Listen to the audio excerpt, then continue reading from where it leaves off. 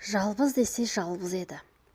Осы бір оқиға есіме түскен сайын ішім қан жылап, әбігерге түсіп, күндіз күлкіден, түнде ұйқыдан айырыламын. Досжанның жер-жебіріне жетемін. Тіпті есімін де атағым келмейді. Шындығы сол. Досжанды көкектететін Қайырниса әжем еді. Басынан құс ұшырмайды. Әй қарапұшық, осы сен бір нәрсені сезесің бе? Біздің Досжан әлі-ақ Бәйбихан атаның әулетінің атын шығарады. Көрмейсің бе? Ел сияқты жығылып сүрінген де жоқ. Пара беріп біреуге өбектеу де оның табиғатына жат. Әне, кертіп жүріп өзі қалаған оқуына түсті дейді. Шынында менің ағайым болмай жатып кісінейтіннің нағыз өзі. Алдына жан салу оның ойына кіріп шыққан емес. Ұраны әрқашан бірінші атану. Атам кейде әжеме, әй, ана қара тентегіңді тым секілдетіп жібердің. Түбі қалай болар екен? Кірмейтін есігі, шықпайтын тесігі жоқ. Сонша тықпақтап не көрінді дейтін. Оған көнетін әжем бе? Әу кісім-ау, тіл көзден сақта, осы ұлдан бірдеңе шығады. Адам танысам, жолын кеспе дейді. Рүстембек Бақалыға мектепке директор болып ауысып, үйіне көрші ауылдан Тастанбек деген тарихтан беретін, жасы 50-ді алқымдаған жасамыстау мұғалім келіп кірді. Әжем көрші қақысы деген мені ертіп барып жүгін түсірістік. Сол жолымен жалбызды тұңғыш рет көрдім. О, ғажап, неткен сұлу қыз. Ессіз құмар көзқарастан рақат тапқандаймын ба, жүк түсірген болып жүріп, екі қарап бір шоқыдым. Шамасы менен 2-3 жастай үлкен бекен. Бұрымын қос анарының ортасына түсіріп, анадай бетте маған жымия қараумен болды. Ұзын кірпіктері сұлу жүзін күзеткен қарақшылардай қайқайып, екі бетінің ұшында оймақтай шұңқыр дөңгеленіп, жүзіне ішкі сезімі ұйып қалады екен. Нағыз хордың қызы. Моп-момақан, құдды еліктің лағандай. Қыр мұрынды аққу мойын. Сөйткенше жеңгесі болар. Әй жалбыз, не қып тұрсың? Көмектеспеуші ме едің? Деп шақырып алып кетті. Қыз маған көзінің отын жалт еткізіп, жымың етті де сәл басын изеп үйге беттеді. Ғажап көрініс. Көз алдынан кетер емес. Тұла бойымды бір тасқын от жандырып әлек. Ай қой, тоғыздың тоқты серкесі, ғашық болып қалдың ба? Көрші қызға деп ішімнен күбірлей бердім өз-өзіме. Сөйткенше көктен түсті ме, жерден шықты ма, кім білсін. Сап етіп Досжанның жетіп келмесі бар ма?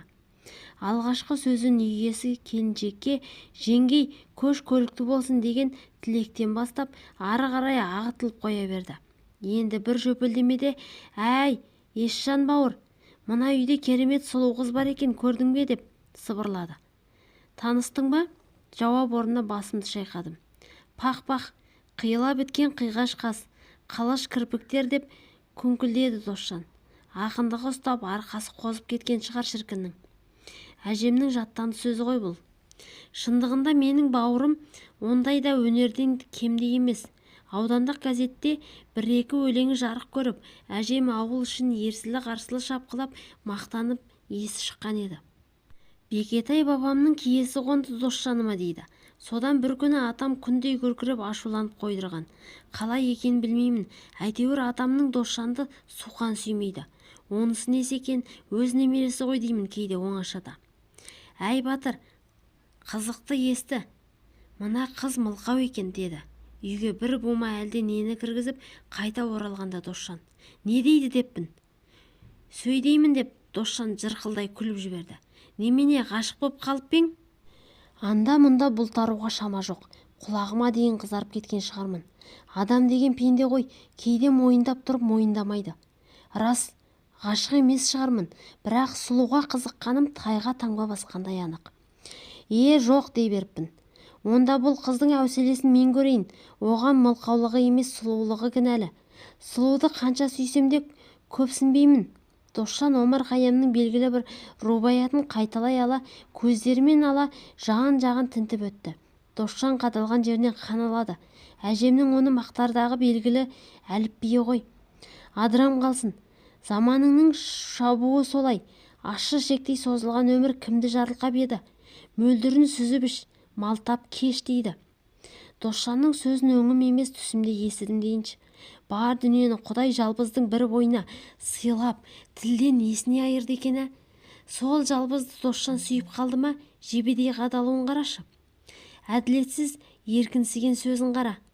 Сұлу атаулы осы Досжанның жолында жатыр ма екен? Бірақ осы Досжан мылқауда сұлу қыздың тұнығын сайлап, басын шыр айналдырып жүрмесін. Маған оның басқан ізі белгілі ғой. Ақылима қандай қыз еді, қара торының әдемісі. Досжан 2 жыл соңында шам алып түсіп, иіліп төсек, жайылып жастық болды да, тайып шығып, осыншы сыныптағы Динараны жағалады. Сонан соң Гүлсім, Қамар, енді кеп жалбыз. Күдік пен үміт, үрей мен сенім, қуану мен құлазу сезімдер теңізінде алма кезек ауысып, бір бөгетке табан тіреп тұра алмай, тайғанақтап, жүрегім дүрс-дүрс соғып кетті. Жүкті түсіріп болып машина жүріп кеткенде қарасам, анадай бұрыштағы диванның үстінде Досжан мен жалбыз отыр. Көзіме өзім сенбей қалшидым да қалдым. Ойпырмай Досжан еткен жігіт. Шоңадайдай жабысып, мылқау қызды шырқ еріп ала қойыпты. Жалбыз қолын бұлғап мені шақырды. Қызықты қараңыз, жалбыз әлде не деп мамдап әлек. Досжан соны пайдаланып қызға ентелей түседі. Жалбыз оған ессіз сеніп отыр. Мұндай албырт, әр аңғал болу сөзіне жараса кеткен еді. Досжанның нағыз әртіс екенін қайдан білсін? Күлген боп отырып, сұлу қыздың өзіне жақын тартып, 2 аттап жандарына жеттім. Жалбыздың қос бұрымы неше бұралып кеп, етегін жапқан көк тұрғын көйлегінің үстінде жатыр. Ұшын түйіп гауһар моншақпен тұйықтатыпты. Көнетөз кәжекейінде қылаң жоқ, жарасып ақ тұр. Ақшыл жүзі сәл қызараң тартып, әлсін-әлсін басын көтергенде жарқ еткен нұрлы жанары қандай әсем еді. Оның жанында менің Досжан ағамның кескін келбеті жозықсыз жерге жағылған суретшінің реңсіз бояуы сияқты. Сұлулықты қорлауға болмайды ғой деп, ішімнен күбірлегенімді өзім де сезбегендеймін. Мынандай гүлдің өсетінен тұңғыш рет көріп отырмын, деді Досжан маған астарлай сөйлеп. Бірдеңе айтсам ренжисің бе дедім. Досжанға төтесінен сауал тастап, ол менің сұсты кескеніме осындылай қарады да диванға шалқая кетті. Айта ғой, ренжімеймін деді. Шынымен бе? Жауап орнына Досжан басын изеді. Гүлдерді көп теріп, қорлағаныңды өзіңе күнә деп ойламайсың ба дедім. Досжан мырс етті. Оған табиғат кінәлі емес пе, нім-ау? Гүлдерді үзсін, искесін, ләззат алсын деп жаратқан, деді ол. Сен өзің әлі бала сияқты піспеген көк екенсің. Сонда қалай көбелек болып гүлдердің түсіне бойыла беру қажет пе дедім. Жұмбақтамай сөйлей бер, сен тым адалсың, пәксің, тазасың. Қызғанғаның ба сенің апаңда емес пе? Мен бұның құрдасымын. Басымды изедім, мейлі дедім. Әй інім-ай, екеуміздің арамыз өзі өткел бермес асау өзен болып бара ма? Кіндігінің басын қарап, маған жаман көзіңмен атып, күңкілдейсің де жүресің. Бүгін де міне, ашығын айтшы, не дегің келеді? Қалың орманға кіріп кетіп, адасқан жанның пұшпайман күйіне түстім бе қалай? Тынысым тарылып кетті. Ол басқа гүлдерге қарағанда ерекше әрі мүсәпір гүл ғой. Соны үзбесең қайтеді бауырым. Досжан маған көзін күлімдете қарады. Жүзінен мені баласынған ба, әлде төменсінген бе, әйтеуір жақсылығы жоқ менімен ойдың ұшқынның табы білінді. Сен үзергүл әлі қауызын ашқанда жоқ. Ал мүсәпір гүлді қамқорлыққа алу парызың. Түсінген шығарсың, Досжан. Жалбыз екеумізге кезек-кезек жаутаңдап қарайды. Мұңлы бота көздері екеуміздің текетіресіміздің мәнін ұқпай мәре-сәре. Өрсепеген қос анар, тоқ балтыр, қыпша бел, қолаң шаш, оймақта ерін. Ойпырмау, жалбыз-ау, сен кімнің гүлі болар екенсің? Еліктің лағындай үркексің. Ажалдың аузында тұрғаныңды байқамайсың. Неге ғана бүкіл ауылда сен сияқты бір сұлу жоқ? Өзіммен өзім күңкілдей, іштей сөйлесе бастадым. Менің білуімше, нарқоздың 1-ші курсының студенті. Менің бауырым Досжан Кемпіреков сұлу қыздың шляпасын шыр айналдырады. Аңшының шалымы мықты болса, қанжығасы қанды. Сонан соң, мен сені қайдан көрдім, сұлу қыз деп алматысына қайтады. Не көп онса, ол жақта қыз көп. Сұлуы да, жылуы да. Тіпті ол жерде Сайын деген көшенің бойында небір сұлулар жігіт іздеп ертеден қара кешке дейін отар-отар қойдай, үйір-үйір жылқыдай кезіп жүреді екен. Тәнін ақшаға сатады екен. Ту кәпір. Досжан бірде әңгімелеген еді. Көзімді ашып қалсам үстімнен төте қарап әлде кім тұр екен. Өңім бе түсім бе, нұрлы жанары қайқайған кірпігі, қарлығаштың қанатындай қиылған қасы, жазық маңдайы, алаулаған жүзі, ұртындағы екі ойығы, сүйріктей саусақтары, шолпысы сылдыраған қос бұрымы. Мынау жалбыз ғой. Жатқан орнынан баяу көтерілдім. Бейкүнә пішін, жұмбақ көзқарас, жан-жағына үркектей қарайды. Қып-қызыл ерін. Болдыр тұман арасынан шыға келіп, қайта сағымға еніп бара жатқандай.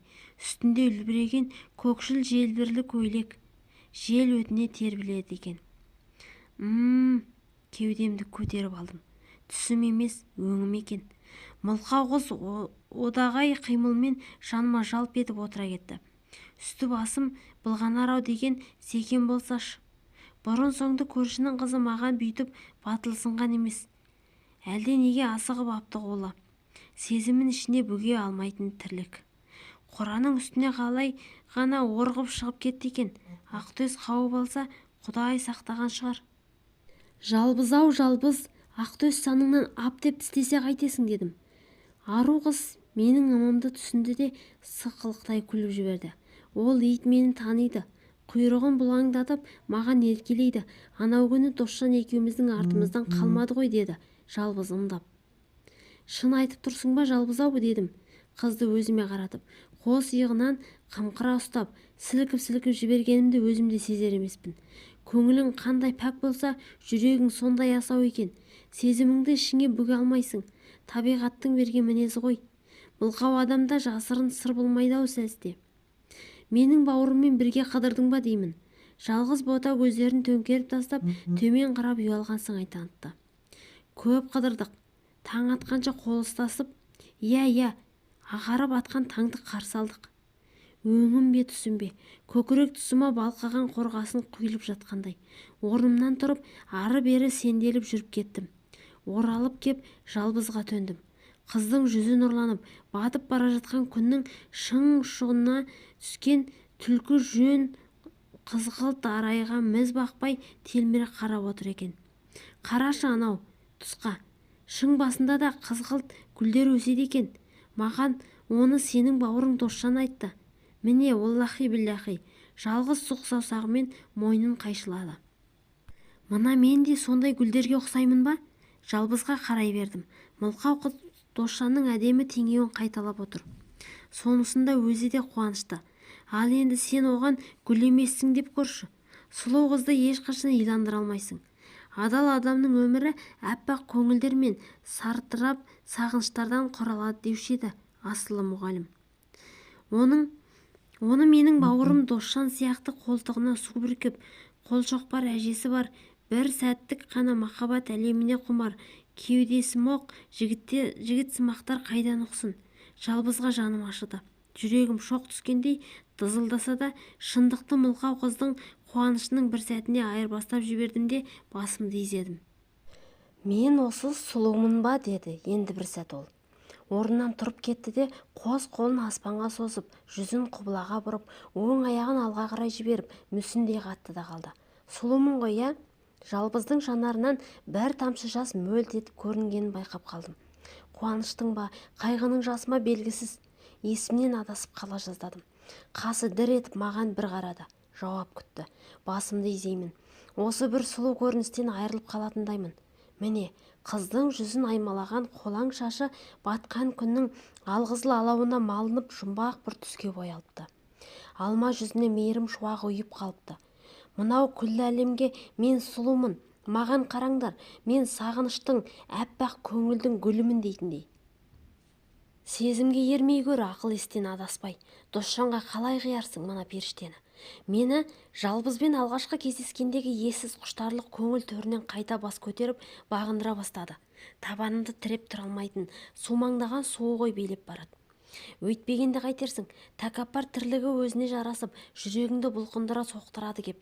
Кенет Досжан жалбызды дәл осылай тұрғызып сыртынан қарап тамашалаған деген күдік сап етекенде жұмбақ көріністің тас талқаны шықты. Жалбызды қолынан тартып жаныма отырғыздым да тергей бастадым. Саған ол осылай тұр деді ме? Сен оның айтқанына көндің ғой. Ол садаға кетсін сенен. Мылқаулар мектебін бітірген оқушыдай сайрай жөнелдім. Түсінді ме түсінбеді ме онда шаруам жоқ. Оқыс әрекетіме жалбыз абдырап қалды. Әй жігітім, менің жазығым қайсы? Бұл дүниеге мен озбырлық көру үшін келген жоқпын дей ме? Жалбыз маған монтия қарады. Сөйтті де әлде бір қурайдың үзігін алып жер жұқ. Сен бар ғой, бауырыңа керемет ұқсайсың. Міне, оллахи биллахи деді жалбыз, мені өзіне қарата бұрып. Көздері жанып тұр. Сонау түкпірінде әлдекімді іздеген жұмбақ белгімен мұндалап тұрғандай. Басымды изедім.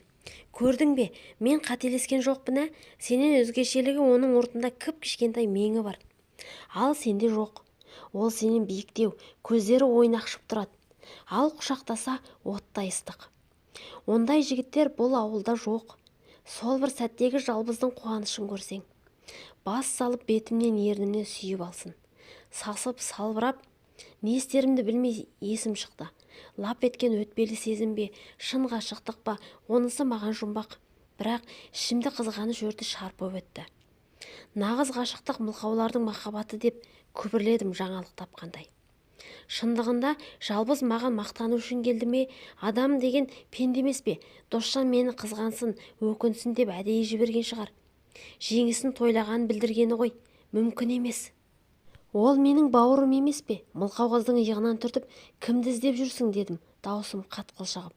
Жалбыз сыңқылдай күлді де өрт өшіргенде жүзіне таңдана көз тастады. Әдейі білмей отырсын ғой, деді маған, сұқ саусағын безеп. Жүзінен әлде мұң, әлде шаттық белгісі танылғандай ма? Досжан ба? Ол Алматыға оқуға кетіп қалған. Саған айтқан жоқ па?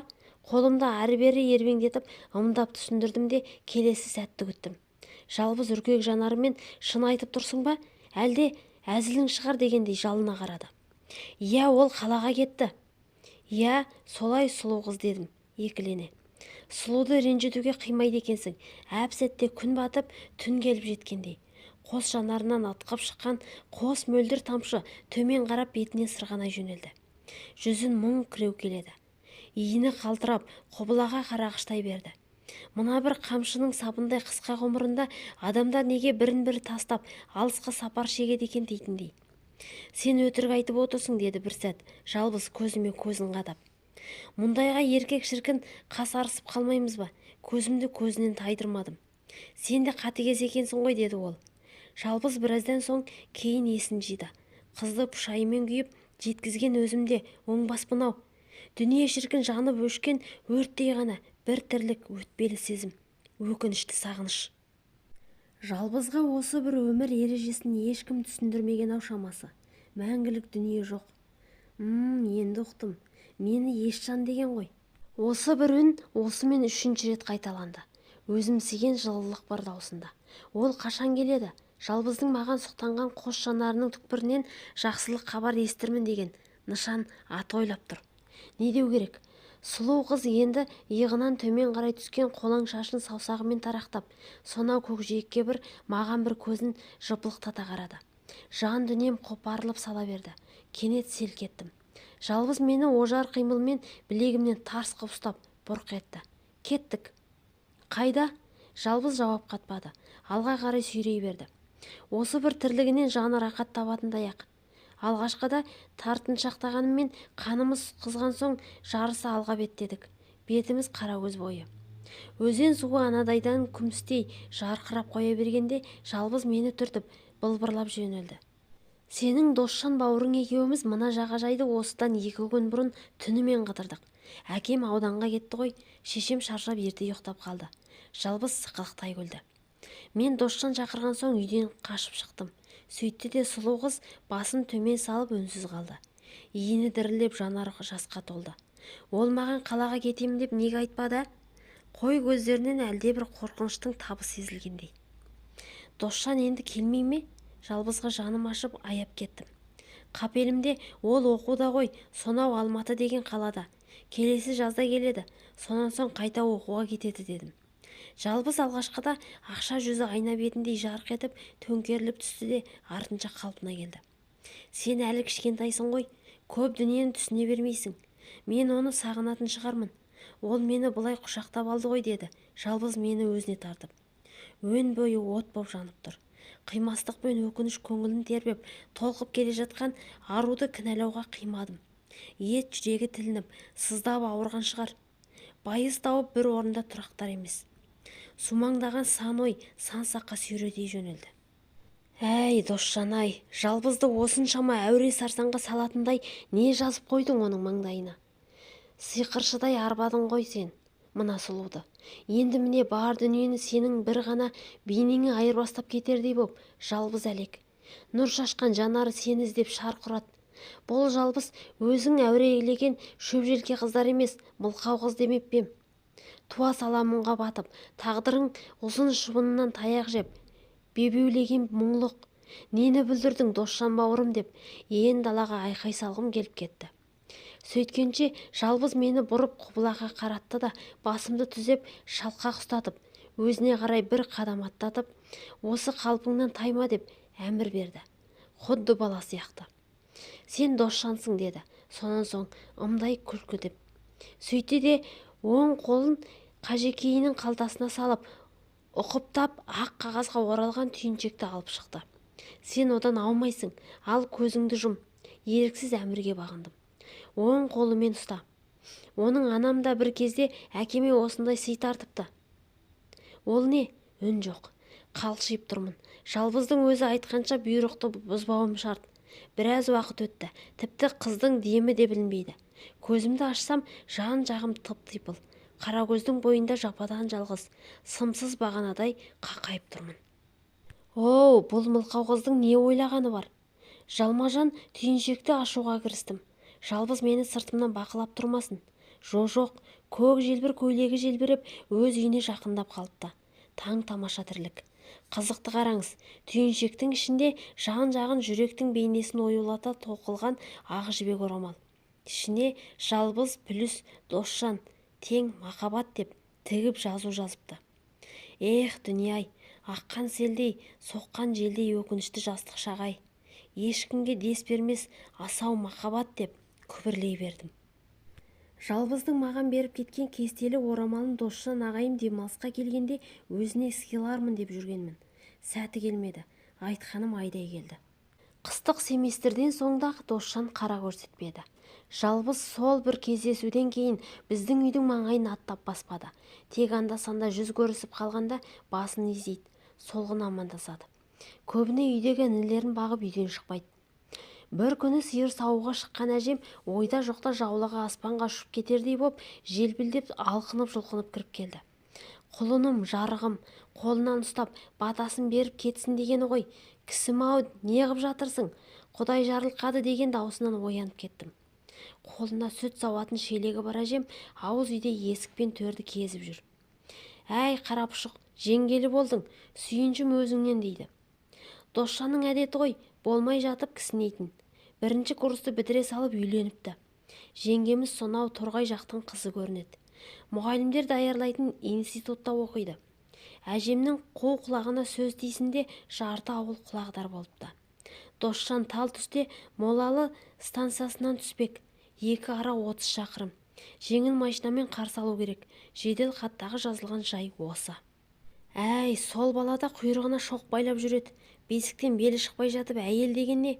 Оқуын бітіріп алмадым екен деп атам ренжіді де қабағын қарс түйіп далаға шығып кетті.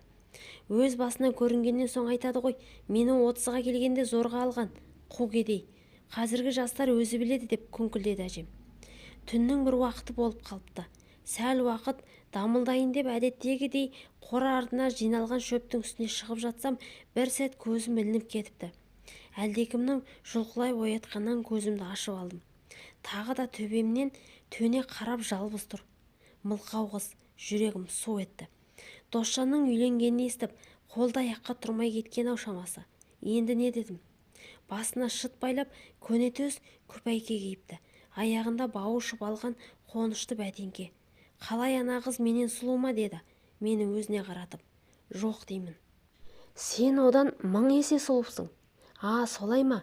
Жалбыз көзіме көзін тіктеді. Қараңғыда жанарының түкпірінде не қандай сыр жатқанын бір Құдайдың өзі білсін. Сенің ағаң нағыз опасыздың өзі.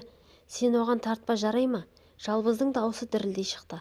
сөйтті де кілт бұрылып төмен қарай сырғып жөнелді де әп-сәтте қараңғыға сіңіп жоқ болды. Міне, содан бері 15 жылдың жүзі өтіпті. Әжем де атам да көз жұмған. Әр уақыт өз несібесімен. Досжан алғашқы жеңгем Жәмиламен ажырасып, Ангелина деген қаланың қызына үйленген. Қазір қалада тұрады. Ат ізін салуды қойған. Өмір деген қызық-ау. Бізді де туысқан дейді ғой. Жалпы екеуміздің мінезіміз екі бөлек. Атам да Досжанға риза емес еді. Әжем сөзінен таймай кетті. Құлыным, сен асылсың, бір туарсың деп өбектеумен болды. Бәрінен де жалбызды айтсаңшы. Сол түні ол Бөгенсайдың Қыдырбек деген жігітімен қол ұстасып жеке отау тігіпті. Қазір 3 ұлы бір қызы бар. Ел қатарлы өмір сүріп жатыр. Жалбыз десе жалбыз еді-ау. Досжанды тек жек көріп кеттім. Шындығы сол, бірақ жалбыз екеуміздің арамыздағы құпия сақталып келеді. Ол кестелі орамал. Сұлу қыздың алғашқы махаббатының куәсі болып, әжемнің Абдыра сандығының ішінде жатыр.